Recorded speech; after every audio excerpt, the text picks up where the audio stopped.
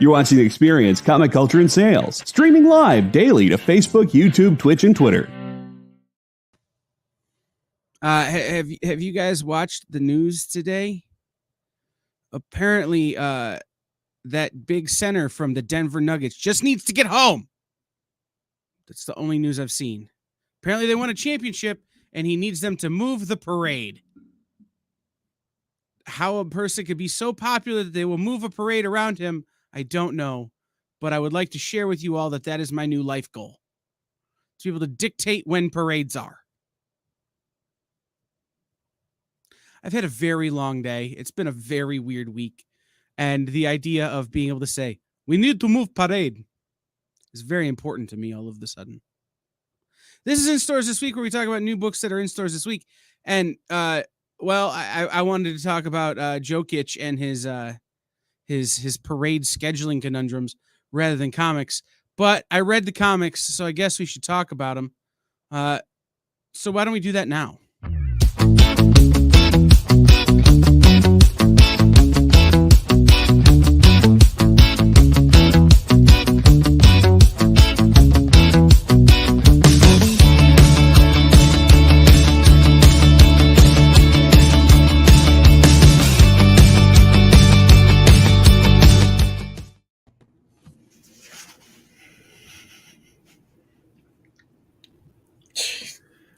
Dan, the problem wasn't that I couldn't hear you guys, it was that I couldn't hear myself. So the joke doesn't really work. I just like seeing Dan. Right.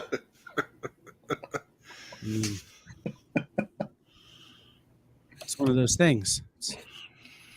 So, Sean's here. Even though last week he was too sick to show up, Dan was here. Dan was sick. Saying. But we have already long established I will never be as cool as Dan. John's a wimp. So. I'm not even sure I spelled wimp right. I just went with it. So let's get into it. This is Queen of Swords #1, a barbaric story. It's important to know that when you search alphabetically, this doesn't show up under barbaric. It shows up under Queen. So this is like Solo, a Star Wars story, except more talking axes and junk. I see a little silhouette of a man. I thought this was, I'll start. This was a great read. I love this. I had a good time reading it. The talking sword definitely did it for me. I don't know why, but I heard Simon Pegg being the voice of that sword. I don't know why, but it worked for me, and it made it more hilarious to read. I'm not gonna lie, I haven't really read anything from Barbaric as much as Jay's raved about it, but I'm going to, as good as this was. For me, this honestly was my pick of the week. This was my favorite thing that we read, and we're just yes, I need more of it. Nice. My biggest knock on Barbaric, now I know that Jay and Kyle have been loving this run. My biggest knock on it is it's a little too wordy, and they tend to do like two storylines. So you've got this going on over here and that going on over there, and there's just a Chris Claremont level of dialogue going on all over the place. This, not so much. This is boiled down to one story. We get some flashbacks, but overall, we're dealing with one story, 3 people, plus a talking sword, and I enjoyed it. I liked the art, I liked the story, I liked the characters, and this has probably been my favorite Barbaric thing so far. Now, I should probably go back and reread the other ones where I'm not under a time crunch trying to read 10, 12 books at a time for a show while also prepping for the other show, my other show. And I might enjoy it more, but this was just perfect. It was the first thing I read. I was able to give it plenty of time, and I liked it a lot. So I'm probably with Sean. This may be the best book of the week. I will say this. Don't read this one in public. There are some parts where if someone looks over your shoulder, they'll be like, what is happening right now? Why are you reading this in public? decency laws exist, man. Decency laws. And you have to be like, yeah, but there's no such thing as a decency law when it comes to a talking sword. That's my one note for this book. I wouldn't change a thing other than maybe I wouldn't have read it in the waiting room at the Tire Man. You know, but other than that, great issue, great first issue. I've been getting a little burnout on Barbaric, just because some of the other ones have been so verbose, and it has been so much. Now, what the hell story are we talking about? But this one does none of that, and so it really is a good, fun read.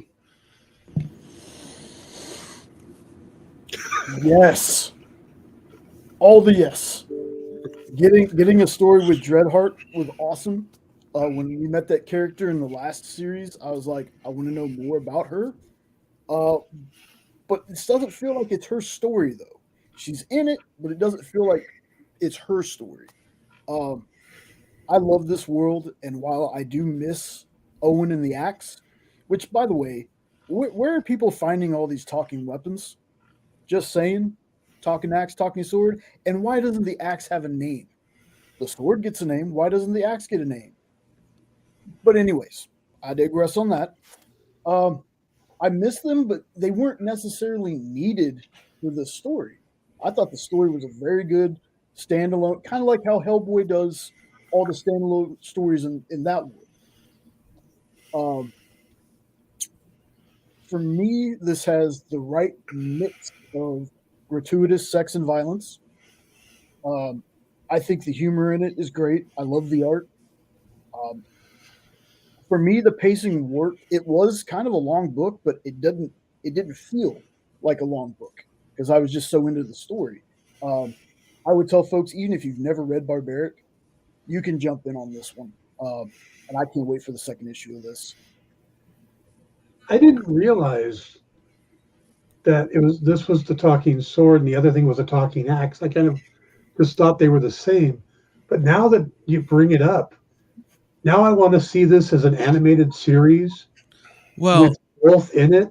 But I want Derek Jacobi to be the voice of the sword, and I want Ian McKellen to be the voice of the axe as their characters from Vicious. See, I was going to say that they get these weapons from the Frank Oz loot drop. If you guys haven't seen Vicious, which is McKellen and Jacobi as an old gay couple, it is brilliant and hilarious. All right. Up next. Now, I had this book on my list as it came out last week. It may have come out this week. It may have also come out last week. It did not. When you go to your comic book store to look for this book, just make sure you check last week and this week, and then buy it. According to Dynamite, this got bumped. It did not come out last week. According to preview. Yes, but I think the publisher would know better. They didn't ship it to Dynamite. Well, what I'm saying is that Diamond may have shipped it last week, and if retailers weren't paying attention, that's what I'm getting at. So just make sure you look because you want to buy this book. Mm-hmm. The art in this is not at all what I expect from a Bettie Page book. It almost feels like if Bettie Page was in the Archies. And you know what? It's just the right amount of sex, just the right amount of espionage, just the right amount of boobs that, you know what? Archie, take some notes. Forget Betty and Veronica, hook up with Bettie Page. Like, it would be perfect. You know, in Archie's Jalopy with Bettie Page. You know, Archie and Jughead having to fight for Bettie Page. I can get behind all of this. But this story, it wasn't my favorite Bettie Page story we've had. But the art with the storytelling really did bring it all together and made it a really great book. I'm not as high on it as Kyle is, but then Kyle really likes Archie books, and that's not my thing. So for me, the art, while Elisa Ferrari is a very talented artist and she's very consistent, and it's not my type of thing. So I prefer a little more realistic looking or a little more, I don't even know the term for it, but a little less cartoony. This is a little more cartoony than I'm used to for a Bettie Page book. But I thought the story was interesting. The supporting characters, while again very Archie-like, I'm thinking that her agent is a pimp. At least it sure seems like it. It is entertaining. It's a fun read. So Yeah, so I've never read a Bettie Page comic, so I had no idea what to expect coming into this. And I feel like I got a Scooby-Doo story in the form of Bettie Page drawn as Archie. And as soon as that kind of comparison hit my head, I immediately started really enjoying the book. It's just the right amount of funny, but just the right amount of story to really kind of keep me in there. It literally felt like I was watching a Scooby-Doo cartoon. And I was like, all right, so Betty is the Shaggy and her assistant is Velma. I'm not really sure who her pimp is, so to speak, though. But nonetheless, it's a fun story. It's definitely worth reading, and I'm excited to see what they do with issue 2. it was written by Mirka Andolfo and Luca Bellinger. And we might as well be, JD, but no, actually, we're not blood related. So Jay keeps sighing before his reviews, yeah, and he knows that I'm on a time crunch, so this is yeah, great. I don't know. I got to go with the Archie thing. That was my first note. It felt like updated Archie art. The story was okay for first issue. I wasn't that high on it, but I think after we just got done reading the other Bettie Page story with the Indiana Jones kind of feel to it, this one wasn't that level to me just yet, but you know, it was a fun story. We'll see where the next issue goes for me. All right, up next, we have Dead by Daylight, and I'll go first. I hated the art inside the book. I expected the art inside the book to look like the game. It does not. That said, the story was decent if you liked the game. I would have thought this art would have played a little bit better to one of the other properties that Titan Comics has from, I forget the video game company. But you know, a Life is Strange sort of story with this style art would have been better.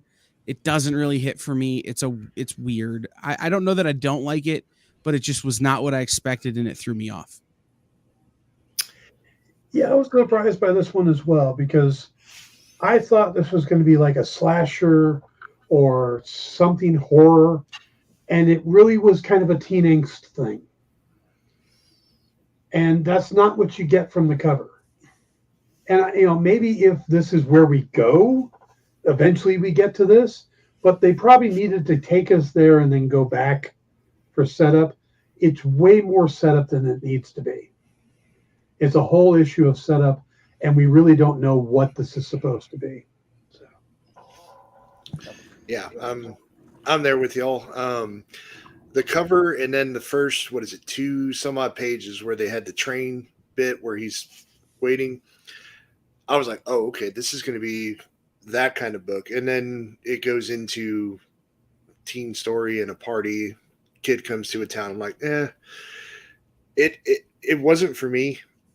I might give the second issue a try just to see if it does go where the cover and everything is leading it on to be. I didn't even know this was actually a video game until Kyle said something. It's one of those, like, I agree with Dan. I think we should have started with what they're implying on the cover, and then you can come back. I don't really need my first issue to be a setup issue. I think that should have been saved for 2 or 3. Yeah, so this is a pretty popular game. I've never played it, but I know they release downloadable content of different serial killers, like from movies and stuff for it too. The thing that's always hard for me when it comes to some of these games and stuff that get turned into comics is I really wish people would stop trying to subvert expectations, because this comic doesn't feel like anything from the stuff I've seen from the game is like. It kind of feels like you should have just done, and I know people get bored with that too. Well, if I was going to watch or read a straight adaptation of this, why would I, if I played the game, why would I do that? Why don't I just play the game? Well, to me, it's just, this had a chance to people who had never heard of the game, like Sean. If they read it and liked it, they'd be like, well, maybe I want to check out the game. Well, if you read this and you didn't like it, why would you check out the game? Like the art in this, why it's the same thing about having awesome covers, good looking covers, and the interior art just doesn't do it. And it didn't do it for me. The story didn't do it for me. I'm with Sean. I'll give it another issue to see what they do with it. But outside of that, I just didn't like it. I feel like this art, if they go in the direction of the killing, will fit more, but for the tone of this particular issue, it just doesn't work. Yeah, I wanted the art to feel like the game, and it doesn't. I mean, it can't look exactly like the game. The game is in, much deeper dimension than you can do on paper, but make it feel the same. And they've done art covers that are based on the game. I don't know. Great British Bump Off, number 3. I will go first once again. I'm the Bake Off fan here, and I no longer care.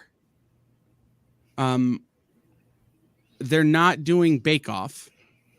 They're doing what would happen if Rian Johnson wrote the Great British Bake Off. It would have nothing to do with baking and everything to do with pointing the finger at everyone else and someone almost dying every episode. Like there's nothing here for the fans who this book is targeted at, because this book isn't targeted at true crime or mystery novel fans. It's targeted at Bake Off fans, and they're missing the mark on every level. So just to add a complete juxtaposition to Kyle, because I've never heard of the show, hadn't read any of the series yet up to this point. Well, you've not heard of the Great British Bake Off. Because I don't know much on BBC to begin with, if that helps. It's on Netflix. That either. But for me, this was more of a palate cleanser. It was a truly campy version of Clue as a book with a baking competition in it. It was just campy. It was a nice little palate cleanser for me. So I had fun. I had a little bit of smiles, but at some points it was a little too ridiculous. I can definitely agree with that, but I don't think it was that bad. But I probably have the luxury of, I haven't read the first 2 issues either to get tired of it, and I don't know the show. So take that for what you will for anybody who's listening. As someone who watches both murder mysteries and cooking and baking shows, just watched the new Crime Scene Kitchen first episode. Love that. This is just a failure to do any of it. It doesn't have any humor. The humor is weak. Or, it doesn't stand on its own humor-wise. It is only comparison to the baking shows, and even that, it's weak. So I'm not really sure who the target audience here is. You buy the first issue to try it out, but when you don't connect with your audience, people just walk away. And I think that's what's going to happen on this. Bleh. Better than the last issue, but now knowing what we know about the first guy, come on. I was just disappointed in this one. I thought the first issue was great. I really enjoyed it, but 3 issues in, it just feels like the same thing over and over. Nothing's happening. I envy Sean. I envy him because this is the first one he's read. Not too much it by the first 2. And I'd probably feel the same if I hadn't read the first 2. Like, I'd probably feel the same way. But, I mean, in this one, we get the tiniest crumb of something. But then it's just the same old, same old. Like, the book is getting boring. All right. I can tell you Jay's review of this book. Yeah, Jay should go first. Yeah. Let's see if I guess. Why are there so many fish people in a book called Lovecraft Legacy? I can't believe there are so many fish people. What's the deal with fish people? Nope. The King in Yellow looked cool. It's true. I don't have much to say about this one. Just get back to the fairy tales, man. If they're fans of this, please don't let my review sway you. If you want to read this, if this is something you're excited for, please get it, because these are just my opinions. It's just, this is just not my thing. And that's all I got for this one. So I really liked this one. It makes the rest of the terrible fish people stories make some sense, in that if this is what you're building to, and this is going to be a line-wide event kind of thing, you've planted the seeds well. That said, I don't know that the execution was as good as it could have been to get me to this point. If Dan hadn't put it in the server, I wouldn't have been looking for it, because nothing that they've done to lead up to this point has interested me. It feels a lot like the execution of the Apocalypse game, where there was so much goofing around and faffing around at the beginning. By the time we got to the getting, I was over it. In the Armageddon game? Whatever. That's how bad it was. I couldn't remember the name of it. That's what I'm saying, though. Like, Fair. You've got this thing that you're building towards that's excellent, but you're not doing a good job of getting us there. So now that we're there, yeah, I like this take. I would like to see people, I don't know. I get that Lovecraft stuff is now public domain, so you don't got to pay anybody. But, like, there's other public domain stuff, y'all. Like, maybe play with it.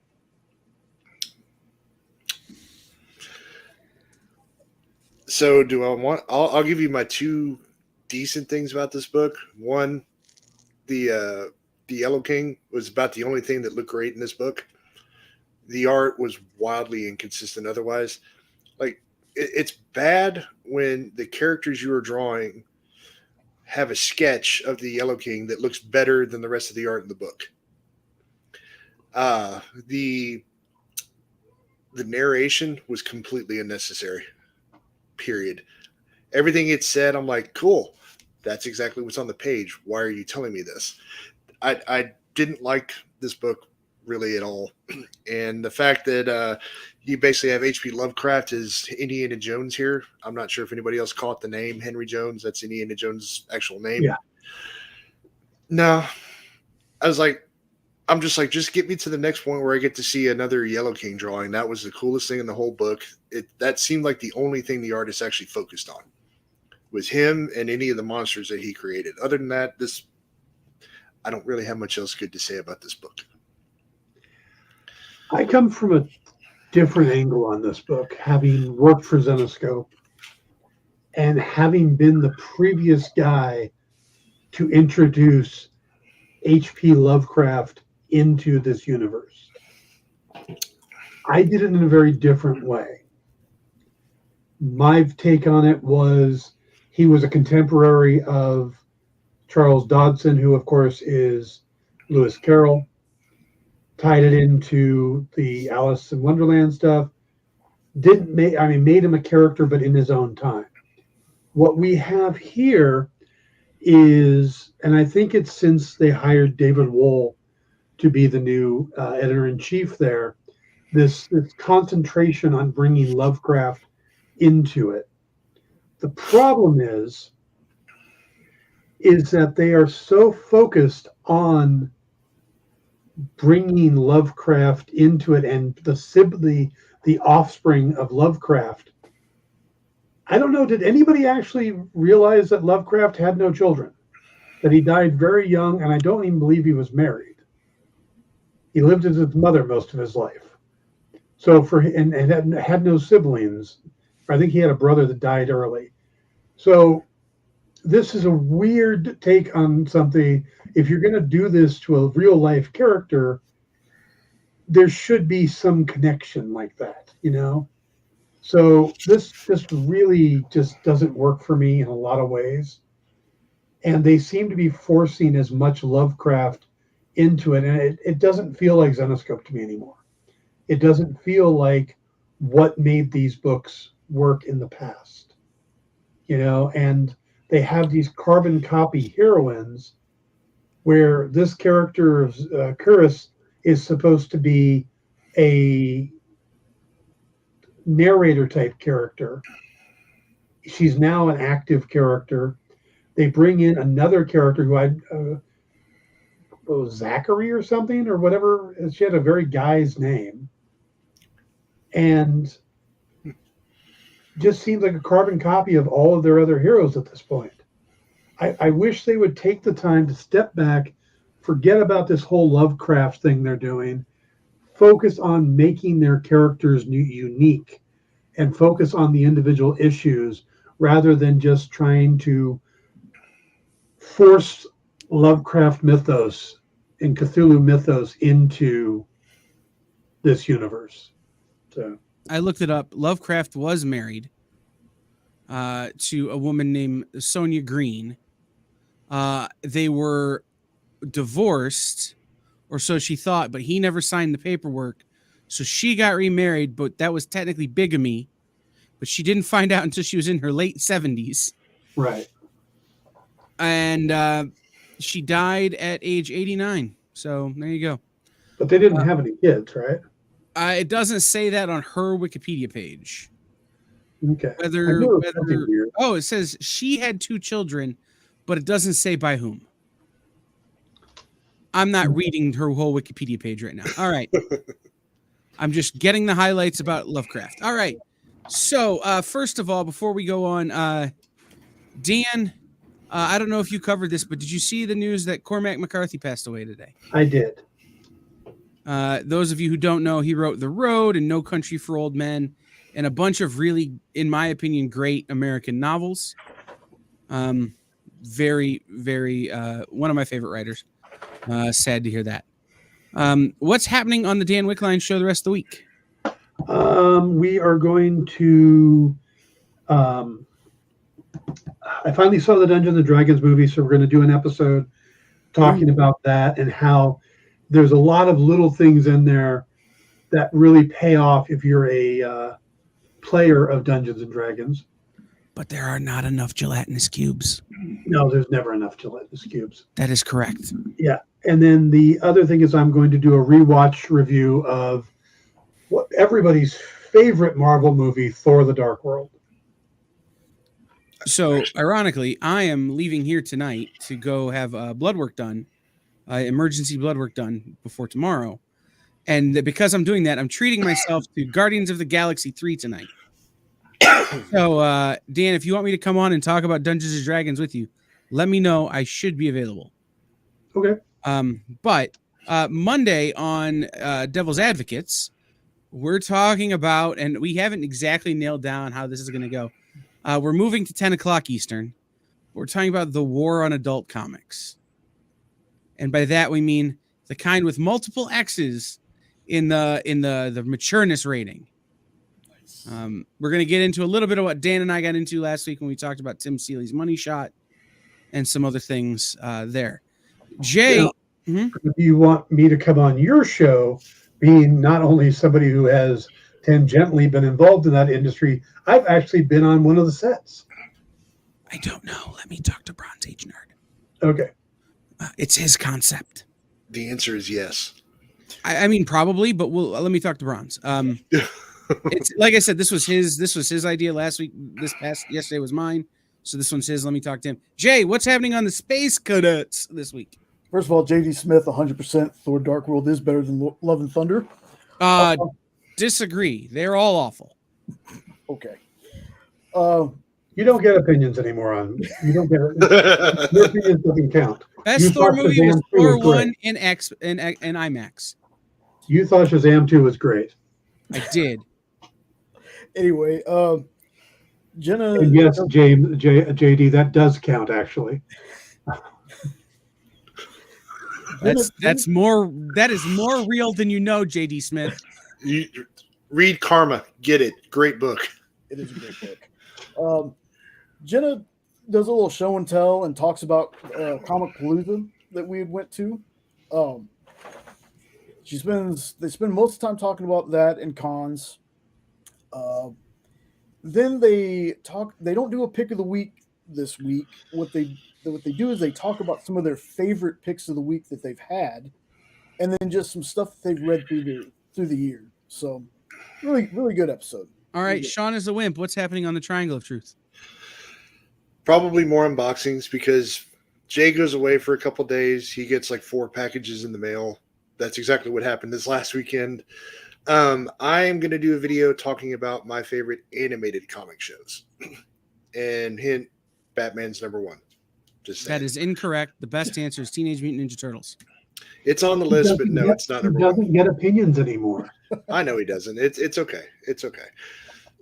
I'll be honest. It's just because I'm watching Teenage Mutant Ninja Turtles right now, the animated series. I just finished Batman. So a week ago would have been opposite. They're both so good. Yeah. They are. Again, he thinks Shazam 2 is a great superhero movie. I did, but only because did you see what they did to the Phillies stadium? Also, it came true a little bit, Dan. Like, it may have been a little bit prophetic. Just look at what happened in 95. Don't tell me that isn't because, the fake daughters of fake Greek gods were destroying the city of Philadelphia. So, animated shows, what else, Sean? Anything else? Not right now. I got to read a couple things to catch up because we're going to do like a midway through the year best of what we've read so far. Unlike last year where it was just my stuff, I actually had Jay and Jenna write some stuff down, and Jenna has about a list of 7, and I haven't read like 4 of them. So I'm trying to catch up on those so that I at least have an idea of what I'm talking about on the camera. So like the new Spider-Man 2099 is actually really not bad. I haven't read a good Marvel comic in a while. So, yep, those are what's coming. Okay, for me, because I don't get opinions anymore, Harrower would have to be on the list. Tell me it's on the list. It's on the list. Okay, good. Where Monsters Lie is on the list. Okay, good. Yeah. All right, let's move on to Haunt You to the End, number 1. My first note on this is the way the PDF was formatted sucked. I didn't know what I was reading until the end. I'm like, this is Andrea Moody art. Okay. I don't know what this book is. I don't know what this book is. I don't know what this book is. And then at the end, there's the cover. I'm going, that's supposed to be at the beginning. Yeah, so I had to look because at first I was like, this looks like a Dark Horse book. Like the art kind of reminded me of Dark Horse art. Not bad, but you can always tell Dark Horse art. This book has my interest. We'll see if it can keep it, but it has my interest. I liked other books on this list that we got, don't get me wrong, but this one was the most interesting to me. I'm really hoping it's not just a run-of-the-mill story that we've seen done a billion times before, but we'll see. Like I said, this was a really good first issue to me because it didn't give a ton of stuff away, but it still grabbed me. So I'm excited to see where this one goes. See, where for you this felt like a Dark Horse book, this for me literally felt like, I can't remember what it was. It was the Cullen Bunn book that we read from Mad Cave a couple times on here. History of Violence. Legacy of Violence. Yeah, Legacy of Violence. This literally had the same exact feel art-wise for me. Same artist. That would explain why.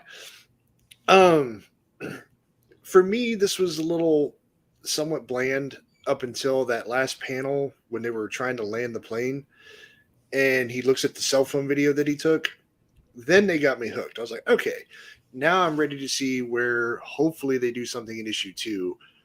And I agree with Jay. Hopefully it's not the same kind of thing you've seen and it's something actually kind of different and left of center. So I love supernatural stories, so I want to check out issue 2 just for that reason.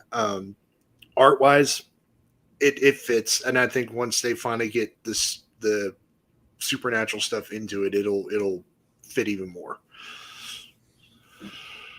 Yeah, for me, this was a fine issue 1. It grabbed me, like you said, but it wasn't groundbreaking or earth shattering or any of that kind of stuff for me. The problem I have with recognizing Andrea Moody's art is that I know what kind of story I'm getting. Andrea Moody doesn't draw comedy. So I was prepared ahead of time because of recognizing the artist for what was coming. And I think because of that, I was anticipating it more. And it took what would have been a very good book, a very good first issue. And it's like when you're watching a movie like The Ring and you know that the jump scare is coming, so you're preparing for the jump scare. And then it comes and you don't jump quite as much. I think that's what happened to me for this book. I'm going to reread it, I think. But overall, it's a solid B, but it just wasn't as good as I had hoped it would be with Ryan Cady writing. And I think it probably has a lot to do with the way I read it. Ryan's a good friend of mine. We've played D&D together. I'm going to tap out on this one because I'm biased. So, well, and that's me. That's kind of the same way. I'm a fan of both the writer and the artist. So even though I didn't get as big of a kick out of it as I had hoped, I want to give it more chances to kick me. See what happens. So I'm guessing, Dan, you're tapping out kind of on the side. no, I'm not tapping out on any side. When it's somebody who I consider a good friend, I'm not going to. He doesn't want to review somebody's book that's going to be like, Dan, why'd you say that about my book, man? No, I get that. I'm not going either way on it. So, I get it. Even when I say nice things about people like Dirk, he'll text me, why'd you say that about my book, man? All right, Planswalker's Noble #1. I like the echo effect on that. That was nice. Yeah. It felt appropriate for Magic the Gathering. I will say this for this book. I am having a negative Magic the Gathering experience right now. So that certainly affected my read of this book. That said, if you like Magic and you like the Magic lore, this book is a hell of a lot of fun. Agreed. I thought this book was fun. I thought the art was great. My only problem with is I have, and maybe it's because they're both owned by Wizards of the Coast, I'm having a harder and harder time differentiating between Dungeons and Dragons stories and Magic stories. They're almost blurring at this point. So the universe, because I think one of the main characters in this here, Jace Verlander, I think it is. Yep. Is a character in D&D as well. Yep. No. Every one of the Planeswalkers that are in this is a character you can buy the character sheet for. Yeah. Dungeons and Dragons. Yeah. So I've played campaigns with all of these people. Yeah. So for me, that just kind of throws me off. I've played Magic, but not that much. I played D&D a lot more than that. But it's a fun story. It's a first issue. You know, if Sword and Sorcery is your thing, this is a great book to jump in on. I dug the art, liked the characters, thought the story was cool. This is another example of when something you're not familiar with is well written, you can still get into it. My friends in high school were all into Magic. I was not, never have been. But so far, I've enjoyed every Magic comic that we've read.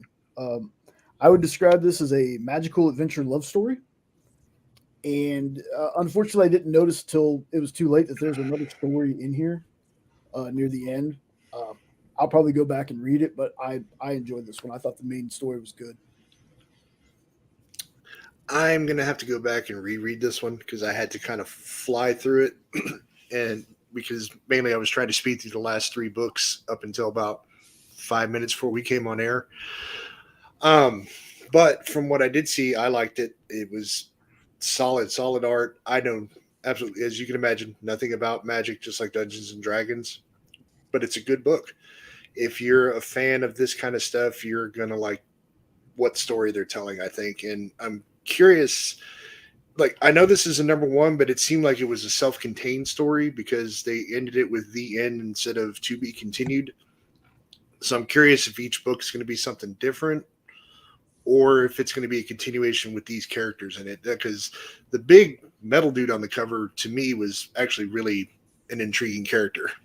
So I want to see more of what's going on. It's a one shot. That's not to say they won't use these more, but this is a one shot. Okay. That would okay. All right. Murder Inc. Jagger Ross, number 2. My review on this one is the same as my review on number 1. It looks like Michael Ivan Oming. It feels like the Powers stuff that they had done together, Bendis and Oming had done together. But it feels like the writing is if Bendis wish.com'd his own writing. It's almost there. Like, the analogy I wanted to make is, do you ever buy the not name brand Lucky Charms? And they taste just a little bit different, and the marshmallows are just a little different? It's that. You know what it's supposed to be, but it isn't quite. And that's not to say it's bad. It's just not quite where it is expected to be. And that's how I feel about this book. Yep. Chat GPT version of Powers. Yep. I actually like this issue better than the first one because I'm starting to see this weird universe that they're building. It's starting to make a little more connections, but it's still got a long way to go to be something I really want to get involved. I wouldn't actively seek out the third issue. Okay. There's something about this book that irks me. Okay. And it happened in the first issue to me too. I don't know if it's the PDF, but in both issues, they have what feels like panels out of place, or just something missing. The example was there's a panel of characters talking, and one says first time in Italy, the other one says first time out of the US. The next panel says, is it okay if I don't? And it's a free service. I'm sure it wouldn't be sincere. What? Like what are you talking about? Yeah, it's a double page spread. Two-page spread where a lot of other publishers put it in as one. So when you're reading and suddenly you get a 2-page spread out, Dark Horse splits them as individual pages. So you have to read here, then go to the next page and read the top right, and then read the middle, and then read the riddle on the next page. Even doing that, it didn't make sense to me because I tried doing that too, and for some reason the dialogue just didn't click with me. And then we get near the end of the book, and I'm like, what the hell is going on with this book? Like, I don't understand this one. I don't get it. So for me, this book, as I started out reading it, I wanted nothing to do with it. And then as I went through the issue, it kind of won me over because it feels a little bit like Da Vinci Code meets 007 in a really weird way in my head. Just roll with me here. So I kind of got intrigued by it.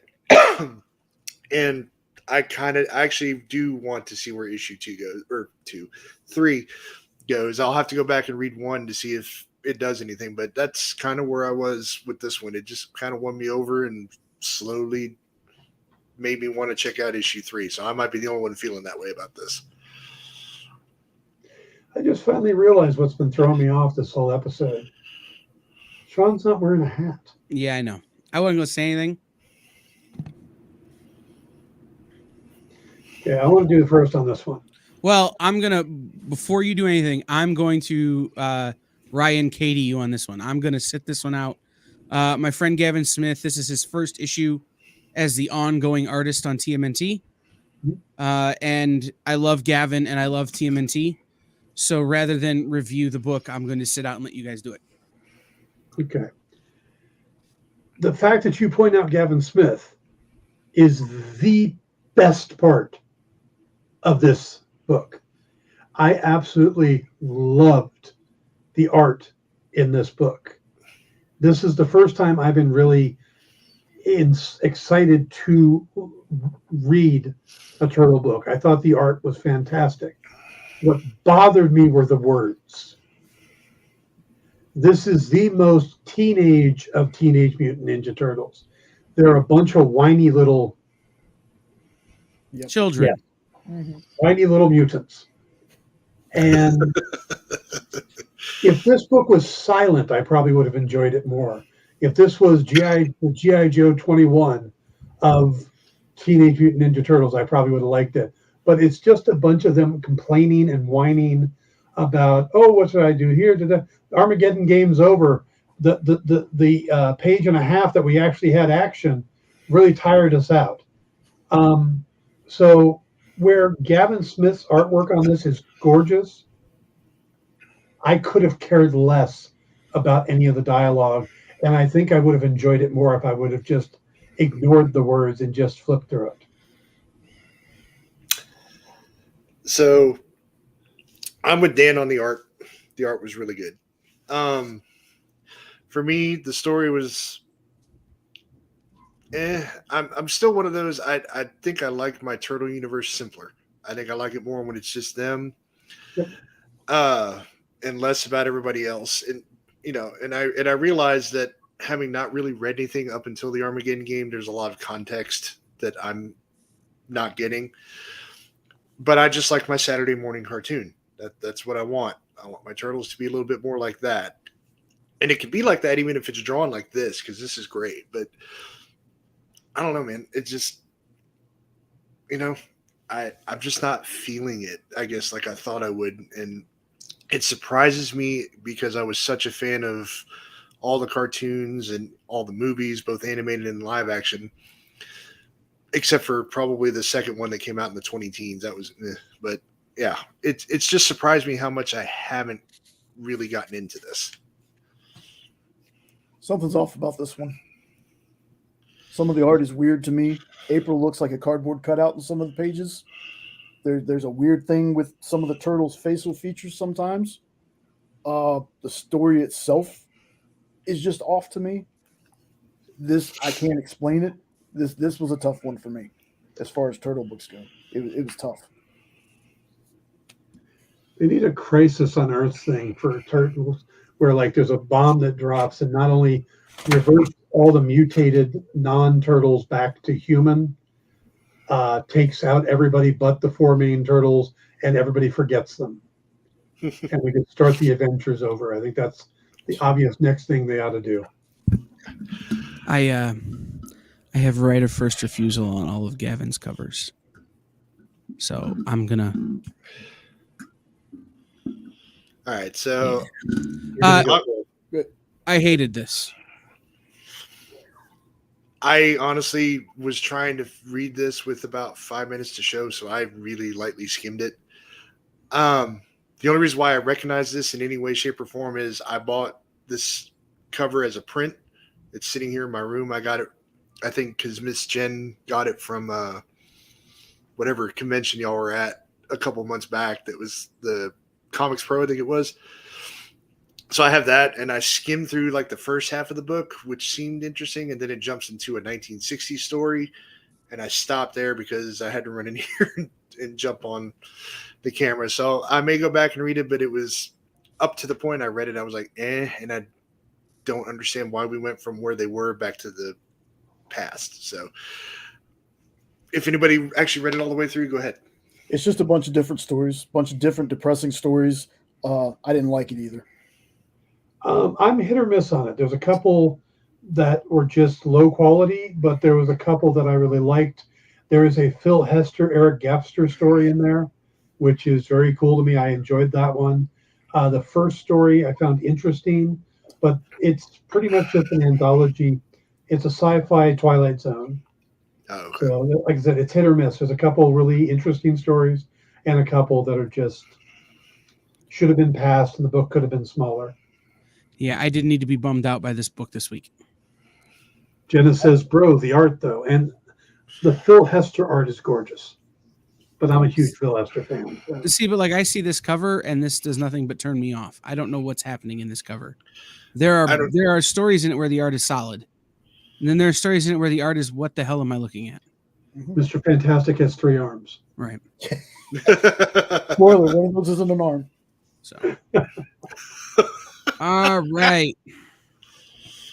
On that note, Head over to Comic Shop Locator and type in the area where you are, the zip code of the area where you are, and it will tell you where there are comic shops nearby to you. It's important to us that you visit local comic shops. So please find comic shops wherever you are, if you're on vacation or you're traveling or you're just looking for one nearby to you. We will be back next week with more of this show. Dan's shaking his head like he won't be back next week, but the rest of us will be, unless Sean's a punk again.